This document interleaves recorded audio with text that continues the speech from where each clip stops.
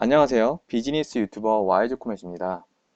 저번 시간에는 블로그에서 글쓰기 할 때 사용되는 스마트 에디터 1 사용법에 대해서 알아봤었는데요. 오늘은 어떻게 블로그 글쓰기를 잘할 수 있는지 4가지 방법에 대해서 알려드리도록 하겠습니다. 결론만 먼저 말씀드리면 첫 번째는 정보성 전달, 두 번째는 꾸준히 글쓰기, 세 번째는 글쓰기 피드백, 네 번째는 가독성과 공감성입니다. 하나하나씩 알아보도록 하겠습니다. 첫 번째, 정보성 전달인데요. 저도 지금 블로그를 운영하고 있지만 다양한 이웃분들의 글을 읽어보고 있어요. 그러면서 좀 이런 부분에 대해서 간과하시는 분들이 있어서 이걸 좀 참고해 보시면 좋을 것 같습니다. 블로그 글쓰기 할 때 일기형으로 작성하시는 분들도 있고 기록형으로 작성하시는 분들도 있고 정보성으로 작성하시는 분들이 있어요. 우리가 네이버를 이용할 때를 떠올려 보시면 좋을 것 같은데요. 우리가 어떤 필요한 정보를 얻을 때 키워드를 검색을 하고 그 블로그 내용의 글을 보잖아요. 그럼 블로그 글쓰기를 하시는 분들도 이 사용자가 그렇게 하니까 그거에 맞게 블로그를 운영을 해보시는 게 가장 좋은 방법입니다. 지금도 뭐 하루에 어떤 날짜를 기록하면서 글을 작성하시는 분들도 꽤 되는데요. 이거 자체가 잘못됐다 이건 아니지만 우리가 블로그를 어떤 목적으로 사용할 것이냐에 대해서 생각을 해보시면 좋을 것 같아요. 저는 일단 기본 베이스로 웬만하면 정보성 전달을 어떻게 사람들에게 할까 생각하고 글을 항상 작성하는데요. 맛집 리뷰를 하더라도 내가 여기를 갔다 왔다가 아니라 내가 여기를 갔다 왔는데 다음에 갈 사람을 위해서 뭐 가격은 어떻고 맛은 어떻고 이렇게 정보를 제공을 해 주셔야 하고요. 뭐 상품 리뷰를 하더라도 내가 먼저 이걸 사봤는데 이 상품은 이렇더라 저렇더라 이렇게 정보를 전달을 해주는 게 좋습니다. 뭐 전문가용 블로그 같은 경우에도 뭐 내가 어떤 세금적인 부분이나 어떤 법률적인 정보나 아니면 뭐 블로그 운영 방법이라던가 이런 거를 검색을 했을 때 정보를 전달해 준다면 그 블로그의 가치는 점점 올라가겠죠.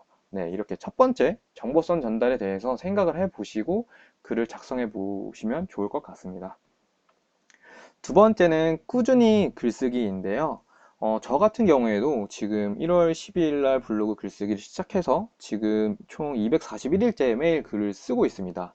제가 처음 글 썼을 때와 지금 글 쓰고 있을 때를 이제 비교를 해보면 처음에는 어떻게 글을 써야 되지? 뭐 글 분량은 어떻게 해야 되지?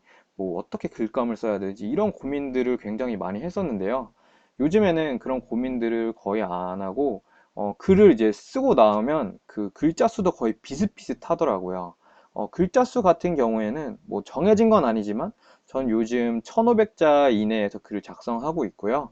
이렇게 목차 구성, 글의 주제에 벗어나지 않게 글을 작성하고 있는데 이런 부분들은 사실 말로 설명하기보다는 내가 글을 계속 꾸준히 써봐야 이 감을 찾을 수 있는 것 같습니다.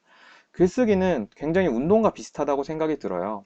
물론 운동을 한다고 했을 때 사람마다 어떤 피지컬적인 차이는 분명히 있지만 내가 나라는 사람이 운동을 했을 때 뭐 처음에는 아령 5kg를 들었는데 계속 이제 들다 보면 아령 10kg를 들게 될 수도 있고 아령을 뭐 10번 하던 거를 뭐 계속 반복하다 보면 뭐 20번, 30번 이렇게 증가를 하게 되잖아요.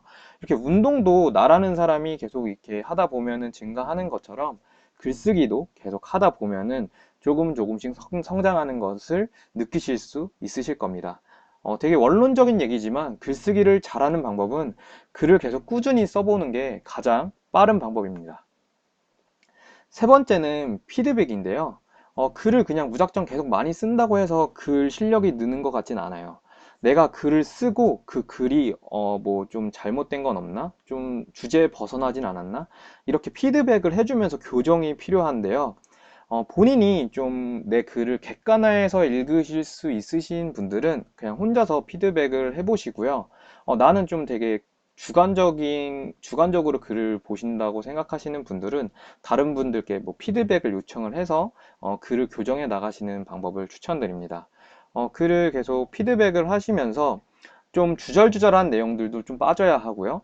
좀 주제에 벗어난 이야기들도 이렇게 좀 제거를 하면서 좀 핵심만 담을 수 있게 글을 계속 작성해 보시면 좋을 것 같습니다. 네 번째는 이제 가독성과 공감성인데요. 먼저 가독성 측면에서 이야기를 드리면 요즘에는 모바일에서 사람들이 PC보다 이용을 많이 하기 때문에 내가 작성한 글이 모바일에서 봤을 때 좀 보기 편한지, 그리고 사람들이 읽기에 좀 어렵진 않은지, 이런 부분들을 체크해 보시면 좋을 것 같습니다. 뭐 예를 들어서 내가 어떤 약을 약사라고 했을 때 어떤 약에 대한 정보를 되게 복잡한 화학 용어를 쓰면은 자기는 알 수 있지만 독자들은 모를 수 있잖아요. 이런 일반적인 독자들이 읽었을 때 이해할 수 있게 난이도를 낮춰서 글을 쓰는 게 굉장히 중요한 포인트입니다. 그래서 글 같은 경우에도 계속 나의 기준이 아니라 항상 읽는 사람의 기준에 생각을 해서 글 써보는 연습들을 해보면 좋을 것 같고요. 공감성 같은 경우에는 가독성과 좀 비슷한 이야기인데 사람들의 공감을 얻기 위해서는 나 잘났다 이런 식보다는 이런 그 글을 읽는 사람의 입장에서 계속 글을 쓰는 연습을 하다 보면은 독자의 어떤 공감도 얻을 수 있거든요. 이런 부분들도 계속 내가 꾸준히 글을 쓰면서 항상 상대방 입장, 역지사지의 입장에서 글을 작성하시다 보면은 늘어날 수 있다고 생각을 하고 있습니다. 이렇게 저는 블로그 글쓰기 잘하는 네 가지 방법에 대해서 이야기를 해봤는데요. 저도 지금 계속 글을 계속 꾸준히 쓰면서 그 조금씩 나아져 가는 걸 느끼면서 그 핵심들을 이제 정리한 거거든요. 계속 그냥 글쓰기 잘하는 방법을 책을 읽는 게 아니라 계속 내가 글을 써보면서 이거를 느끼실 수 있으면 좋을 것 같습니다. 오늘 영상이 도움이 되셨다면 댓글 남겨주시면 감사할 것 같고요. 영상을 끝까지 시청해 주셔서 감사합니다.